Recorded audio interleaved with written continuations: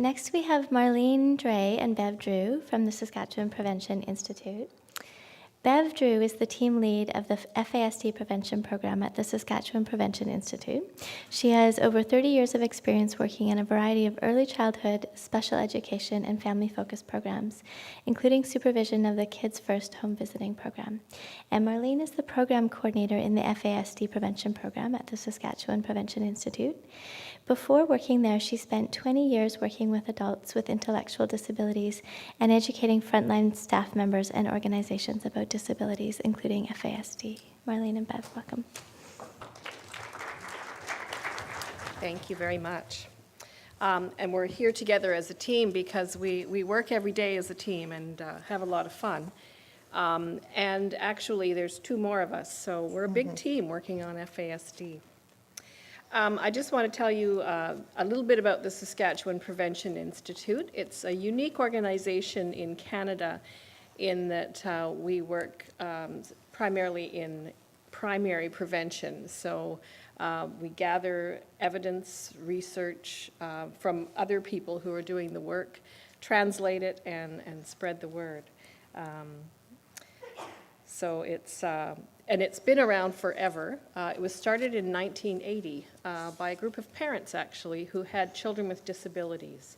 And they came together and said, you know, wouldn't it have been good had we had some information? Maybe our children wouldn't be disabled. So that was their thoughts around starting the Institute. We serve the whole province, which is lots of fun, but also a challenge because it's a big province with a diverse group of people, rural, northern, urban. So that's a challenge, and it's also a lot of fun. We travel down many bumpy roads. We do. Yes. The Prevention Institute works in a variety of areas. I just want to let you know that. We have over 22 staff members. We're working in child injury prevention, maternal infant health, sexual health, a whole variety of things that really are all geared to supporting healthy children in our province. We get most of our funding through the Saskatchewan Government Ministry of Health. We get some funding from Saskatchewan Liquor and Gaming Authority, as well occasionally from Public Health Agency of Canada and some other groups. So we are well funded and I think appreciated by the government in Saskatchewan. We work under a number of guiding principles. And these guiding principles were developed at a provincial coordinating committee by stakeholders in the area of FASD prevention. So we use these principles to guide all the work we do. We always keep them in mind.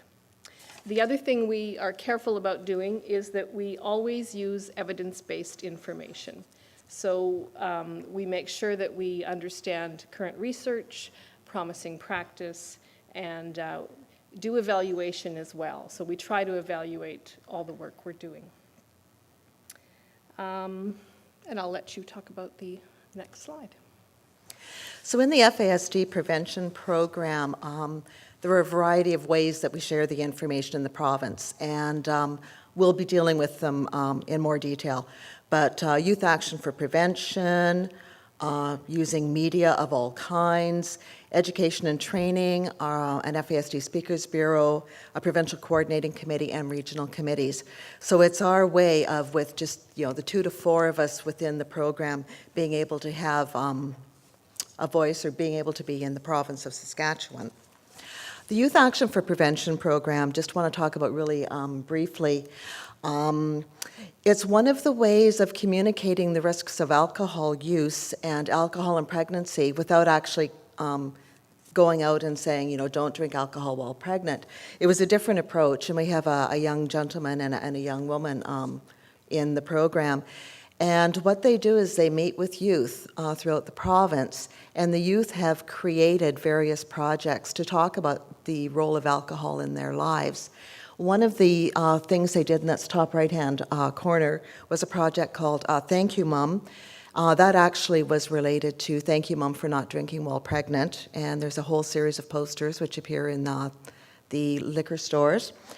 In the middle, There's a picture of actually Joe Rogel, who's our Youth Action for Prevention coordinator. But he's also standing with some other youth, and they created a photo voice project, and that was mentioned a little earlier, so I don't need to go into the hows and whys. But they took a look at the impact of alcohol in their communities. It's a very powerful series of 11 panels that Joe has taken around the province. And it's a way of opening discussions among teenagers themselves and also with adults in the community as to the role of alcohol. And then the Youth Action for Prevention also went to the legislature, so Minister Drowdy was very graceful in hosting us, and so we have a picture of us with the minister. So it's a very active program, and we're getting the message out to youth that way. This is obviously province of Saskatchewan. We're very broad, we're very large, as Bev had said.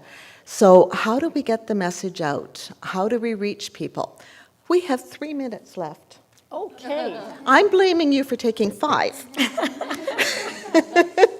Anyway, so we try to do it. One way is through regional committees. We provide support to regional committees. There are about 5 of them in the province. We have funding to support them with various activities. They're very active. One of the things we do with them as well is FASD Awareness Day. We have a meeting. They know what they want to do. We try to provide support to them with that. We also host an FASD coordinating committee, once again bringing people together from around the province. With that, it's prevention, people, support. It's people from health districts, federal and provincial ministries, community-based organizations. We bring people together to talk about FASD, to learn from each other. And we've also were recently asked on this committee to provide information or support feedback into an FASD prevention strategy, which for the province of Saskatchewan. The other thing we work, the other area we work in is multimedia and campaigns. And we have posters on the table there of our current campaign, No Thanks, I'm Pregnant. And we're about to launch into an evaluation of this campaign. It's been out there now for almost a year. And first of all, we focus tested the campaign just to be sure we were on the right track. And now we're going to do an evaluation. We're going to stand outside of liquor stores and ask people if they've noticed it first off. And then we're going to do some interviews with women, individual interviews. We also work in all areas of social media. So we're on Facebook, Twitter, LinkedIn, we have Pinterest, we do a blog, just showing you some of the other places our ad has been run.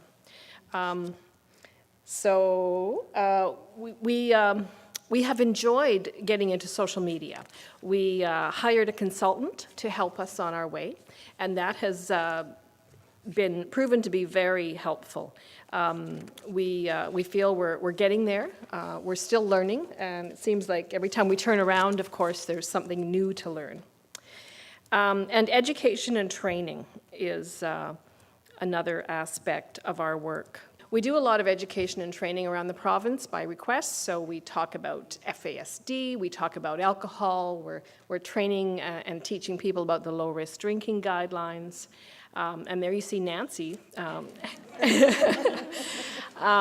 We're also really working in motivational interviewing, and I was excited to hear many other places are doing the same thing. It seems like it's catching on everywhere. So we've been training in motivational interviewing and are making headway in the medical community as well. Dr. Peter Butt is helping us in terms of getting accreditation so that doctors can get credit for coming.